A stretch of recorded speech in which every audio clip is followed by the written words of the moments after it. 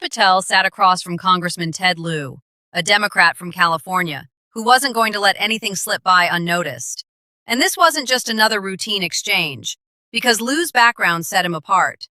Before entering politics, he served as a JAG officer in the U.S. Air Force, working as a military lawyer who prosecuted cases, handled investigations, and developed a sharp ability to recognize when someone was avoiding a direct answer. And at this congressional hearing, he brought that same discipline with him, focusing on the Epstein files, a topic Patel clearly seemed reluctant to address. But instead of repeating the same questions others had asked, Lieu took a different approach by zeroing in on what the FBI should have done, but didn't, pointing out evidence that may have been overlooked, and then asking a blunt question Patel chose not to answer: whether Donald Trump was listed as a client of Jeffrey Epstein, a moment that immediately raised the tension. And to understand why this exchange carried weight, it helps to look at Lieu's journey, as he studied computer science and political science at Stanford before earning a law degree from Georgetown and joining the Air Force as part of the Judge Advocate General's Corps, where he dealt with everything from serious criminal cases to minor violations, court-martials, and detailed investigations. A role that required clarity, accountability, and firm answers without room for vague responses. And even after active duty, he continued serving in the Air Force Reserves, eventually reaching the rank of colonel before retiring in 2021, then moving through the California State Assembly and State Senate before being elected to Congress in 2014, where he now serves on the House Judiciary Committee, which oversees the FBI, and the House Foreign Affairs Committee, making his role in this hearing especially relevant.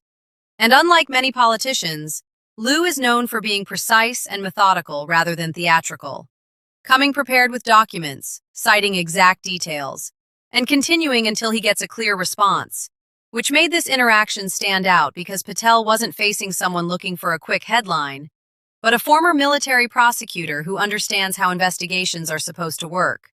And Lieu began with straightforward questions that should have been easy to answer, asking whether the FBI raided Epstein's Manhattan home, which Patel confirmed happened in 2019 and involved 2 locations. Then following up by asking if agents found a safe inside the residence, at which point Patel hesitated and said he didn't have the evidence catalog in front of him. A response that didn't go unnoticed, since the idea that the FBI director couldn't confirm details from one of the most significant cases in recent history raised eyebrows.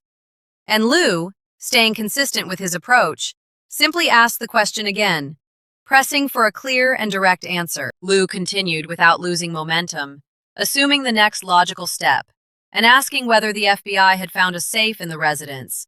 And this time, Kash Patel appeared to give in slightly, responding in a way that sounded less like certainty and more like deflection, saying they would accept Lieu's version rather than confirming it from his own knowledge. An unusual moment where it seemed the congressman knew more about the investigation than the FBI director himself. And Lieu didn't stop there as he pushed further, asking what had been inside that safe and whether it contained explicit images. And once again, Patel fell back on the same uncertain response, admitting he wasn't sure and repeating that they would rely on Lieu's account, which only deepened the tension in the room.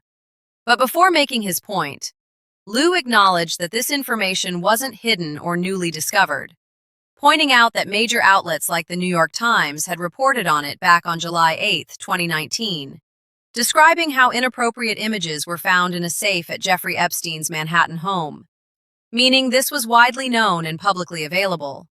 Yet the FBI director still claimed he didn't know. And with that, Lieu established a clear foundation.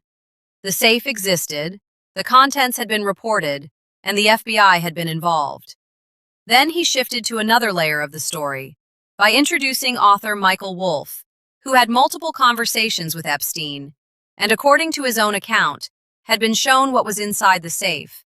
And Lieu referenced a video of Wolff discussing those details, setting the stage for a critical line of questioning, because what followed revealed something surprising, as it appeared that Wolff had never been interviewed by the FBI at all, which raised serious questions about the investigation, considering that someone who claimed to have direct access to Epstein and even possessed hours of recorded conversations had seemingly never been questioned. And when Lieu asked directly whether